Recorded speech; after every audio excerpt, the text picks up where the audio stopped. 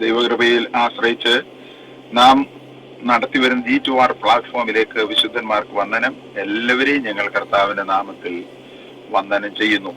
കഴിഞ്ഞ ചില നാളുകളായി പത്രോസ് എഴുതിയ 1-ാമത്തെ ലേഖനം 9-ാമത്തെ വാക്യത്തെ അടിസ്ഥാനമാക്കി രാജകീയ പുരോഹിതവർഗം എന്ന ശീർഷത്തിൽ ചിന്തിച്ചു വരുന്ന ദൈവവചന ശുശ്രൂഷയാകുന്നു ഇത് അഹങ്കാരത്തിൻ്റെതല്ല, അഹന്തയുടെയും അല്ല, അഹംഭാവത്തിന്റെ ശുശ്രൂഷയുമല്ല, താഴ്മയുടെ ശുശ്രൂഷ. ദൈവകുഞ്ഞുങ്ങളെ തങ്ങളുടെ പുതിയ അവസ്ഥകൾ കണ്ട് അഹങ്കരിച്ചു പോകാതെ പഴയകാല ജീവിതത്തെ ഓർത്ത് ദൈവത്തെ മഹത്വപ്പെടുത്തേണ്ടതിനു വേണ്ടി ഒരു ഒരുക്കത്തിന്റെ ശുശ്രൂഷയാണ്.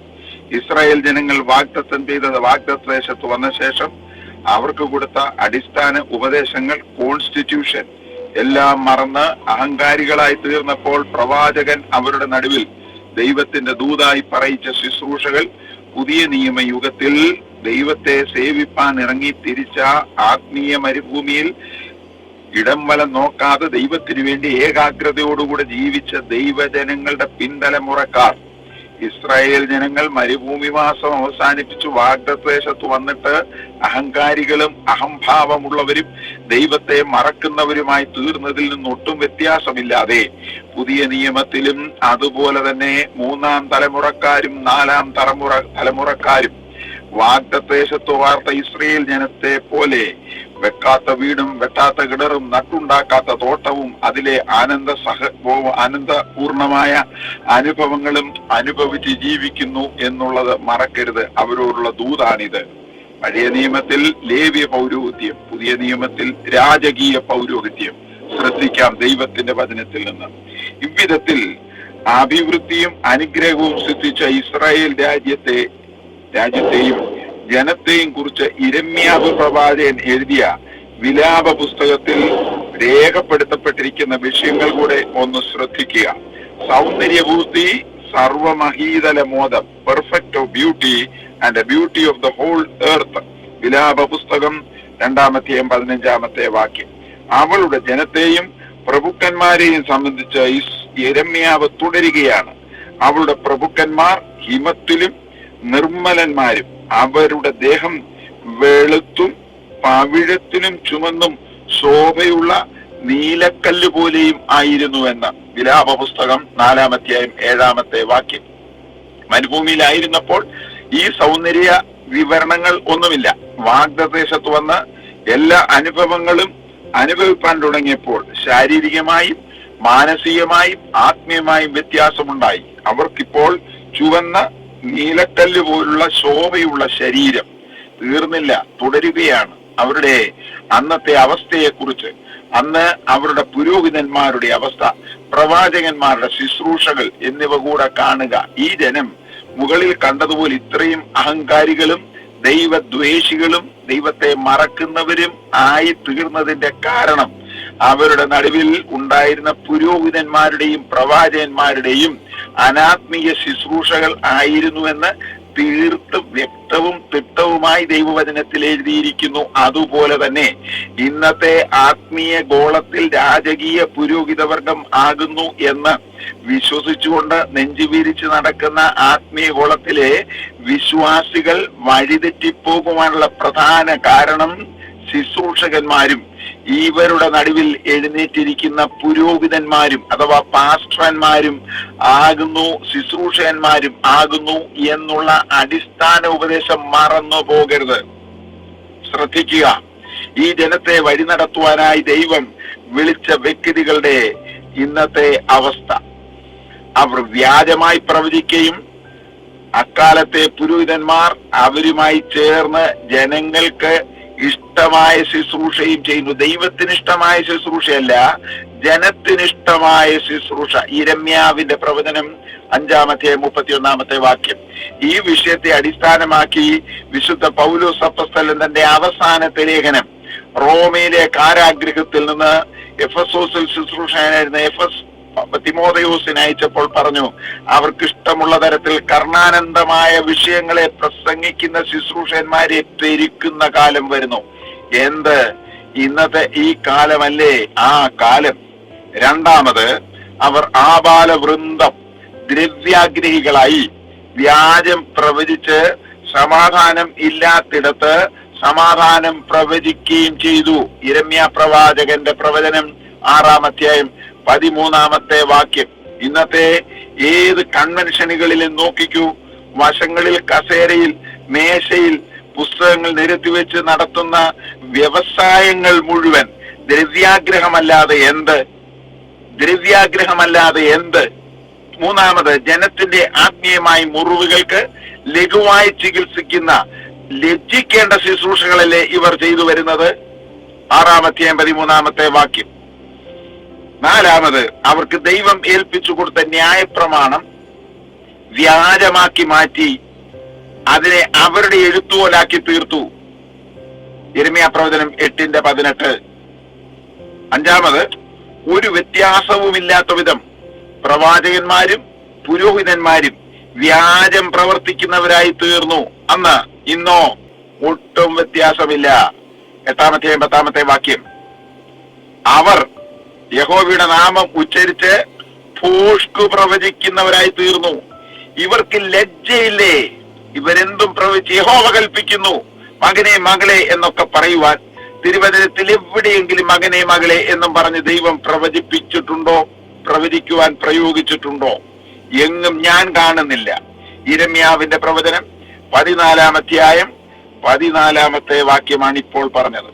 ആറാമത്, അവരുടെ പ്രവാചകന്മാരും പുരോഹിതന്മാരും ഒരുപോലെ അധാർമികമായത് സംസാരിക്കുകയും യഹോവയുടെ ആലയത്തിൽ ദുഷ്ടത പ്രവർത്തിക്കുന്നവരും ആയി തീർന്നു. അയ്യോ, ഇന്നത്തെ പ്രസ്ഥാനങ്ങളുടെ ഹെഡ്ക്വാർട്ടേഴ്സുകളിലും ഒക്കെ ഒന്ന് കയറി ഇറങ്ങി ഒന്ന് ശ്രദ്ധിച്ചാൽ അത് മതിയാകും. ഒരിക്കലും ഒരു പ്രസ്ഥാനത്തിന്റെ ജനറൽ ഓഫീസിൽ അസംബ്ലി നടക്കുന്ന ദിവസം ആത്മീയമായത് മാത്രമേ ഞങ്ങൾ പറയുകയുള്ളൂ എന്നുള്ളത് വിശ്വാസികളും കേൾവിക്കാരും അറിയേണ്ടതിന് വേണ്ടി ക്യാമറ സ്ഥാപിച്ചു. അവിടെ നടക്കുന്ന വിഷയങ്ങൾ ഉടൻ തന്നെ അവർ പുറലോകത്തെ അറിയിക്കത്തക്ക ക്രമീകരണവും ചെയ്തു. ഒറ്റ ദിവസം മുഴുപ്പിച്ചോ എന്നറിയത്തില്ല, അതിനു മുമ്പ് അത് ഓഫ് ചെയ്തു. കാരണം അന്ന് നടന്നതുപോലെ അടിയും അന്ന് നടന്നതുപോലെ ചീത്തവിളിയും വേറെ ഒരു കാലത്തും നടന്നിട്ടില്ല.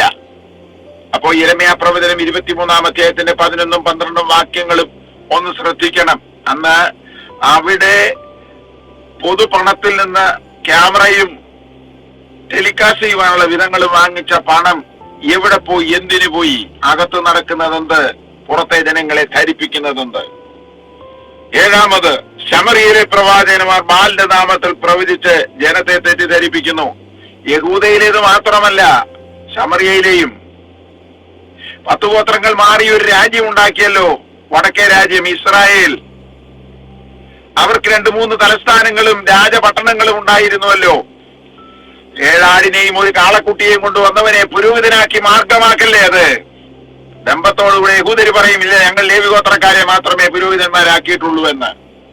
ഒരു കാര്യം ശ്രദ്ധിക്കണം, പൊട്ടിപ്പോയി ഉണ്ടാക്കിയ പ്രസ്ഥാനവും നിലനിൽക്കുന്നുവെന്ന് അവകാശപ്പെടുന്ന പ്രസ്ഥാനവും, അതിന്റെ തലസ്ഥാനത്തിൽ ഇരിക്കുന്ന സഭയും പൊട്ടിപ്പോയി ഉണ്ടാക്കിയ സഭയും ഒരുപോലെ ഒരു വ്യത്യാസവുമില്ലാതെ ബാലിന്റെ നാമത്തിൽ പ്രവേശിച്ച് ജനങ്ങളെ തെറ്റിദ്ധരിപ്പിക്കുന്ന കോമ്പറ്റീഷനാണ്.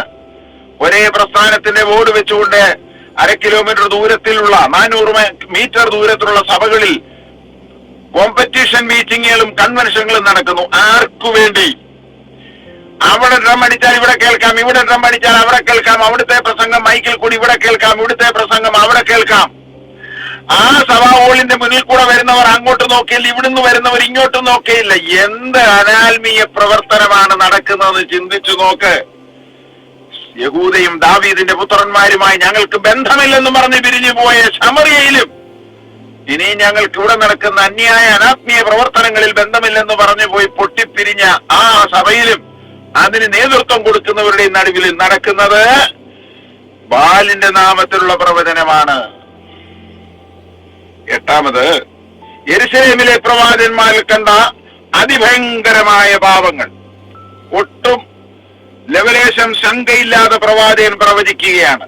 അവിടെ ആരിഷ്ടപ്പെടുന്നു എന്നില്ല എന്നുള്ളതല്ല, ആര് കോപിക്കുന്നു എന്നുള്ളതല്ല. യഹോവയുടെ പ്രവാചകൻ പറയുന്നത് ശ്രദ്ധിക്കുക. യെരുശലേം പ്രവാചകന്മാരിൽ കണ്ട അതിഭയങ്കരമായ പാപങ്ങൾ. ഒന്ന്, അവർ വ്യഭിചാരം ചെയ്ത് വ്യാജത്തിൽ നടക്കുന്നു. കണ്ടത് സത്യം, അനുഭവിച്ച വ്യക്തിയുണ്ട്. എന്നാൽ ആ വിഷയം വിചാരണയ്ക്ക് വന്നപ്പോൾ ഞാൻ ആ ദേശത്ത് പോലും പോയിട്ടില്ല എന്ന് പറഞ്ഞ് വ്യാജത്തിൽ നടക്കുന്നു. അത് വിശ്വസിക്കുവാനൊരു കൂട്ടം ആളുകളും വിശ്വസിക്കുവാനൊരു കൂട്ടം ആളുകളും. രണ്ട്, ദുഷ്ടത വിട്ടുതിരിയാതെ വണ്ണം ദുഷ്പ്രവർത്തികൾ ചെയ്തു ബോധ്യമായിട്ടും എന്നിട്ടും കൺവെൻഷനുകളിൽ പ്ലാറ്റ്ഫോം കുലുക്കി പ്രസംഗിക്കുകയാണ്. മൂന്നാമത്, അവരെല്ലാവരും സോദോം ഗോമോറയ്ക്ക് തുല്യരായി മാറി. യിരെമ്യാ പ്രവചനം 23-ാം അധ്യായം 14-15 വാക്യങ്ങൾ. രാജകീയ പുരോഹിത വർഗമേ, വിട്ടിറങ്ങിയ നിങ്ങൾ, നിങ്ങളുടെ നാഥന്മാർ, നിങ്ങളുടെ നടത്തിപ്പുകാർ, നിങ്ങളുടെ നേതാക്കന്മാർ ഏത് വിധത്തിൽ നടക്കുന്നു എന്ന് ഒന്ന് ചിന്തിക്കുക. വിട്ടുപിരിഞ്ഞുപോയ പ്രസ്ഥാനക്കാരെ, എന്തിന് നിങ്ങൾ വിട്ടുമാറിപ്പോയി? നിങ്ങൾ ഏതിൽ വീണിരിക്കുന്നു ഓർക്കുക. 9, അവരുടെ പാപം. അവർ യഹോവയുടെ അധരത്തിൽ നിന്നല്ലാതെ സ്വന്തം ഹൃദയത്തിൽ നിന്നുള്ളവയെ പ്രവചനമാക്കി മാറ്റുന്നു. എന്നിട്ട് ദൈവം പറയുന്നു എന്ന് അരുളി പറയുക. അരുളി ചെയ്യുന്നു എന്നൊക്കെയാ വിളിച്ചു പറയുന്നു പറഞ്ഞാൽ, ദൈവം പറയുന്നതിനെ അരുളി ചെയ്യുന്നുവെന്നും മനുഷ്യൻ പറയുന്നതിനെ പറയുന്നുവെന്നും പറയുമ്പോൾ ഇവർ പറയുന്നതിനെ ദൈവത്തിന്റെ അരുളപ്പാടാക്കി മാറ്റുന്നു. ദൈവം അരുളി ചെയ്തതിനെ അന്ന് ആരോ പറഞ്ഞതായി മാറ്റുന്നു. യിരെമ്യാ പ്രവചനം 23:16. 10, യഹോവ നിഷേധികളായവർക്ക് സമാധാനമുണ്ടാകുമെന്നും സാക്ഷ്യപ്രകാരം നടന്നിരിക്കുന്നവർക്ക് ഒരു ദോഷവും വരികയില്ല എന്നും പറയുന്നു. എന്ന് പറഞ്ഞാൽ ഇന്നത്തെ സഭകളിൽ ദൈവത്തിന്റെ കൃപാവരങ്ങളിൽ വിശ്വാസമില്ലാത്തവർ ഉണ്ട്, രക്ഷയുടെ ഭദ്രതയിൽ വിശ്വസിക്കുന്നവർ ഉണ്ട്. അത് വേണ്ട, ദൈവവചനത്തിന് വിപരീതമായ കാര്യങ്ങളാണ് അവ എന്ന് മറന്നു പോകരുത്. ദൈവത്തിന് സ്തോത്രം. യിരെമ്യാ പ്രവചനം 23-ാം അധ്യായം 17-ാമത്തെ വാക്യമാണ് ഇപ്പോൾ ഞാൻ പറഞ്ഞത്. വളരെ ശ്രദ്ധിക്കുക. നാസ്തികരും ദൈവം ഉണ്ടെങ്കിൽ എന്താ ഇല്ലെങ്കിൽ എന്താ എന്ന് പറയുന്ന അഗ്നോസ്റ്റിക്കുകളും, അതും ശരി ഇതും ശരി എന്ന് പറയുന്നവരും, രാഷ്ട്രീയ ചിന്തക്കാരും, ദൈവനിഷേധികൾ, ദൈവം ഉണ്ടെന്ന് പറയുന്നവൻ ഭോഷനാണെന്ന് പറയുന്ന കമ്മ്യൂണിസ്റ്റുകാരും, ഇന്നത്തെ പെന്തക്കോസ്ത് പ്രസ്ഥാനങ്ങളിലും ഇന്നത്തെ ആത്മീയ സഭകൾ എന്ന് പറയുന്നവരിലും വിശ്വസിക്കുകയും വിശ്വസിപ്പിക്കുകയും ചെയ്യുന്നവരില്ലേ? എന്തു വ്യത്യാസം? യെരുശലേമിൽ പാർത്ത ലേവ്യ പൗരോഹിത്യവർഗത്തിന്റെ നേതൃത്വത്തിൽ നടന്ന യഹൂദ വിശ്വാസികളും ആത്മീയഗോളത്തിലെ വിശ്വാസികളെന്ന് അഭിമാനിക്കുന്നവരും നമ്മളിൽ എന്ത് വ്യത്യാസം?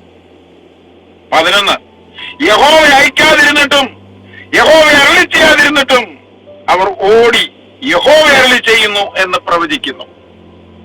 എത്ര പേർ കർത്താവിനാൽ വിളിക്കപ്പെട്ട് ഇന്നത്തെ ആത്മീയഗോളത്തിൽ ഉണ്ട്? സാക്ഷാൽ അനുഭവത്തോടുകൂടെ ദൈവത്തിന്റെ കൃപയാൽ ഞാൻ വിളിക്കപ്പെട്ടു എന്ന് പറയുന്ന എത്ര പേരുണ്ട്? വല്യപ്പച്ചനെ ദൈവം വിളിച്ചു, സത്യം. ആ വിളി കണ്ടിറങ്ങി തിരിച്ച മകൻ, അതും സത്യം. ആ മകന്റെ വിളി കണ്ടിട്ടിറങ്ങി തിരിച്ചിരിക്കുന്ന കൊച്ചുമകൻ 4-ാം തലമുറ വന്നപ്പോൾ ആരും ദൈവവേല ചെയ്യുവാൻ ഇല്ലാത്ത അവസ്ഥ ഇന്നത്തെ ആത്മീയ ഗോളത്തിൽ ഉണ്ട്. വല്യപ്പച്ചൻ കണ്ടെന്നിറങ്ങിയത് സത്യമാണ്. എന്നാൽ മകനും കൊച്ചുമകനും എന്ത് കണ്ടിട്ടിറങ്ങി? അപ്പനെ കണ്ടിട്ടിറങ്ങിയതല്ലേ? അതോ ദൈവത്തെ കണ്ടിട്ടിറങ്ങിയതാണോ? യിരെമ്യാ പ്രവചനം 23-ാം അധ്യായം 21-ാമത്തെ വാക്യം. എന്നിട്ട് ദൈവത്തിൽ നിന്ന് പ്രാപിക്കാത്ത വിഷയങ്ങൾ അവർ സ്വന്തം മനസ്സിൽ കണക്ക് കൂട്ടി നിരൂപിച്ച് പ്ലാറ്റ്ഫോമിൽ കയറി പറഞ്ഞ് സ്വന്തം പാനലിനെ കൊണ്ട് കൈ ഉയർത്തി ആനന്ദ സാഗരത്തിൽ ആറാടിക്കുന്ന ശുശ്രൂഷകൾ. 12-ാമത്തെ കാര്യം, സ്വപ്നം കണ്ടു എന്ന് പറഞ്ഞ് അവർ യഹോവയുടെ നാമത്തിൽ ഫോഷ്കു പറയുന്നു. വെളിപ്പാട് കണ്ടിട്ടല്ല, സ്വപ്നം കരുതിക്കൂട്ടി അവർ കണ്ടുവെച്ചത് പറയുന്നു. യിരെമ്യാ പ്രവചനം 23:25. 13-ാമത്, അവർ സ്വന്തം ഹൃദയത്തിലെ വഞ്ചനയുടെ പ്രവാചകന്മാരായി ഫോഷ്കു പ്രവചിച്ച് നടക്കുന്നു. യിരെമ്യാ പ്രവചനം 23:26. 14-ാമത്, അവർ യഹോവയുടെ നാമത്തെ മറന്നു കളവാൻ വിചാരിച്ചു. എത്ര പേരുണ്ടെന്നറിയാമോ? അതൊക്കെ വിട്ടുകളാ. നമുക്കിപ്പോഴത്തെ കാര്യമാണ് നടക്കേണ്ടത്. ദീപസ്തംഭം മഹാശര്യം. നമുക്കും കിട്ടണം പണം. ആരോ പറഞ്ഞ പഴഞ്ചൊല്ലിനെക്കാട്ടിലൊട്ടും വ്യത്യാസമല്ലാത്ത തരത്തിൽ ഇന്നത്തെ ആത്മീയഗോളം മാറിക്കഴിഞ്ഞു. യിരെമ്യാ പ്രവചനം 23-ാം അധ്യായം 30-ാമത്തെ വാക്യം. അവർ യഹോവയുടെ വചനങ്ങളെ മോഷ്ടിക്കുന്ന കള്ളന്മാരായി തീർന്നു. സദൃശവാക്യങ്ങൾ 30-ാമത്തെ അധ്യായത്തിന്റെ 5-6 വാക്യങ്ങൾ കൂടെ വായിക്കണം. യഹോവയുടെ വചനത്തോടൊന്നും കൂട്ടരുത്, അവൻ നിന്നെ വിസ്തരിച്ച് നീ കള്ളൻ എന്ന് കാണുവാൻ ഇടവരും. യഹോവ അരുളി ചെയ്യാത്തതേ പറഞ്ഞിട്ട് യഹോവ അരുളി ചെയ്താണെന്ന് പറയുന്ന, യഹോവയുടെ വചനങ്ങളിൽ എഴുതിയിരിക്കുന്ന ഉപദേശത്തെ വിഴുങ്ങിക്കളഞ്ഞിട്ട് തങ്ങൾക്ക് ഇഷ്ടമുള്ളത് പ്രബോധിപ്പിക്കുന്ന ഏവരെയും ദൈവം വിധിക്കും എന്നുള്ളത് മറന്നുപോകരുത്. മോഷ്ടിക്കുന്നവൻ കള്ളനാണ്. അങ്ങനെ നടക്കുന്നവരാണ് കള്ളപ്രവാചകന്മാർ. എന്നിട്ട് നോക്കൂ, 16-ാമത്, തങ്ങളുടെ നാവെടുത്ത് തങ്ങൾക്ക് ബോധിച്ചവയെല്ലാം യഹോവയുടെ അരുളപ്പാടെന്ന് പറഞ്ഞു നടക്കുന്നു. യിരെമ്യാ പ്രവചനം 23:31. തങ്ങൾക്ക് ബോധിച്ചതെല്ലാം. തങ്ങൾക്ക് ഇഷ്ടമില്ലാത്തൊന്നും പറയത്തില്ല. യഹോവയുടെ വചനം അവർക്ക് ഇഷ്ടമില്ല, അതുകൊണ്ട് അതവർ പറയുകയില്ല. വചനത്തിലും ഉപദേശത്തിലും ഇല്ലാത്തത് അവർക്ക് ബോധിച്ചതാണ്, അതുകൊണ്ട് അത് യഹോവയുടെ വചനമാണെന്ന് പറയുന്നു. ശ്രദ്ധിക്കണം കേട്ടോ. 17-ാമത്, വ്യാജ സ്വപ്നങ്ങളെ പ്രവചിച്ച് വിവരിച്ച് വ്യാഖ്യാനിച്ച് ഫോഷ്കു പറഞ്ഞ് ജനത്തെ തെറ്റിച്ചു കളയുന്നു. എന്നാൽ യഹോവ അവരെ അയച്ചിട്ടില്ല, കൽപ്പിച്ചിട്ടില്ല.